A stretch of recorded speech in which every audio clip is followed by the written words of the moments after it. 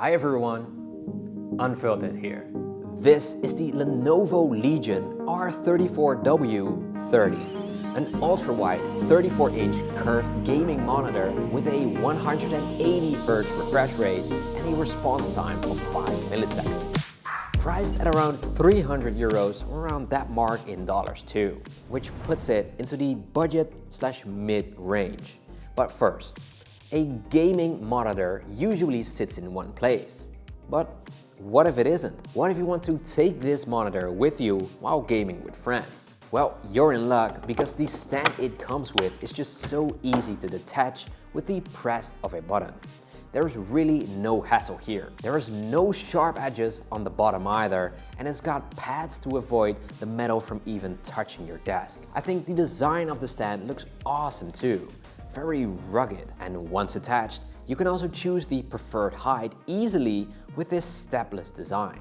The stand base is 1.4 centimeters in thickness and 54.5 centimeters in total width. At the back of the monitor, you also have to add up 17 centimeters of spare room to have it fit on your desk if there is a wall behind it. And that's without including the cables that come out of the back, since the monitor stand lets you route them through a hole in the center of the stand to keep everything tidy. Of course, if you detach the stand, you now have 4 threaded holes to attach a monitor arm.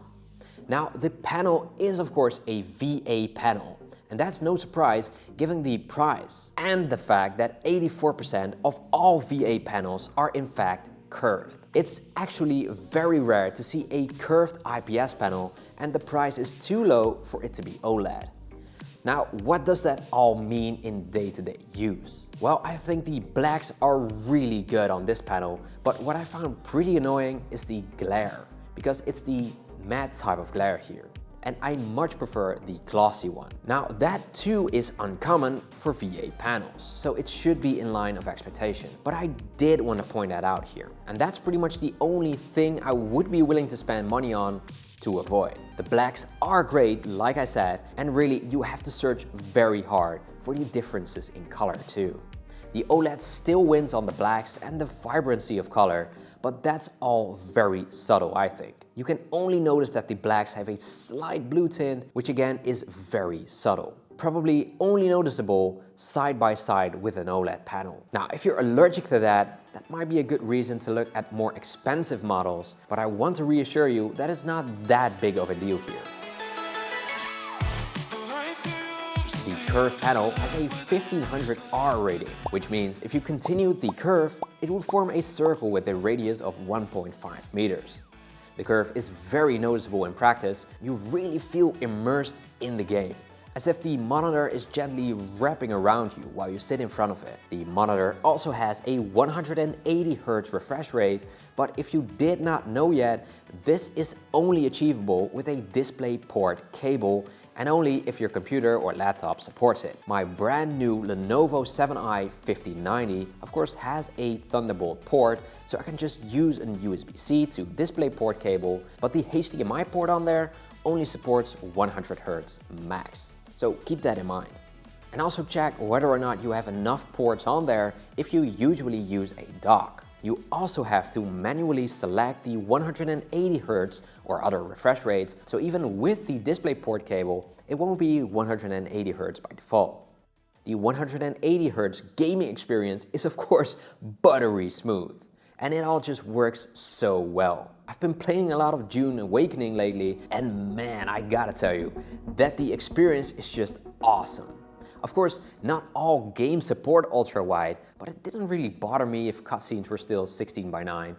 Dune Awakening, for example, does have the ultra-wide support setting, which extends the HUD to the sides, but even with that off, the wider aspect ratio still provides significantly more screen space. It's just an experience that is unmatched in comparison to regular displays. Whether or not everything in a game becomes ultra-wide compatible really varies per game, but you can check that before purchasing. There are tons of sites that give visual and detailed previews.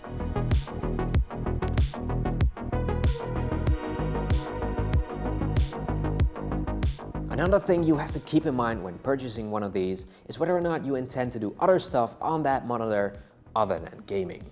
This 34-inch has 3440 by 1440 pixels, which is good, but not amazing. I noticed this as a sort of soft image when gaming.